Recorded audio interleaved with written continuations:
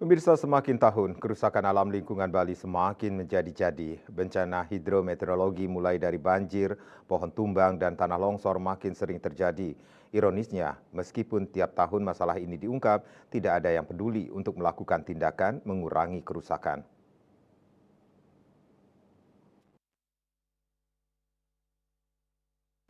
Padahal masalahnya sudah jelas, yakni tidak terkendalinya perkembangan ekonomi pariwisata Bali. Kondisi perusakan lingkungan alam Bali akan menjadi pembuka laporan akhir tahun Bali Pos.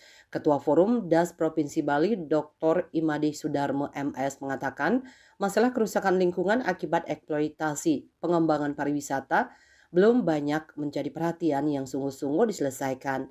Masalah ini lebih banyak disajikan dalam bentuk seminar, workshop, lokakarya, FGD, dan lainnya tanpa memberikan tindak lanjut dan progres yang berarti dalam tataran implementatif. Alih fungsi lahan yang marak dan tidak terhindarkan hampir terjadi di semua wilayah. Alih fungsi tidak hanya menyasar lahan sawah, tetapi juga pada tempat dan lahan lain seperti lahan di pegunungan, pebukitan, hutan, tepi jurang, pangkung, dan tempat-tempat lainnya, karena tempat ini mempunyai pemandangan eksotik dan sangat layak dijual dan diminati investor untuk kepentingan pariwisata. Pariwisata menurut Sudarmo memang telah mendatangkan dolar dan kehidupan yang layak.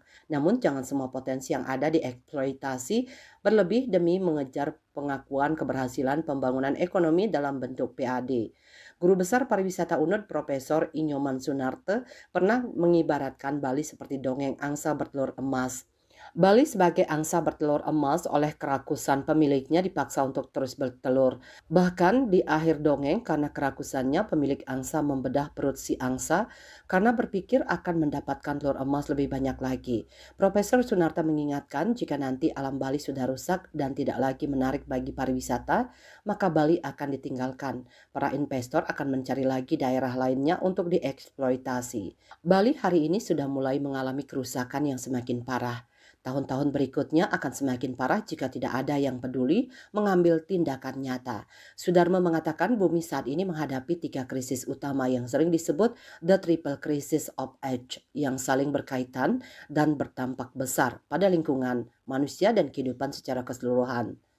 Ketiga krisis tersebut adalah krisis iklim, krisis keanekaragaman hayati, dan polusi atau pencemaran. Ketiga krisis ini saling berkaitan, seperti perubahan iklim akan mengancam keanekaragaman hayati, sementara pencemaran akibat menurunnya serapan emisi akan mempercepat krisis iklim. Ketut Winata Bali Pos melaporkan.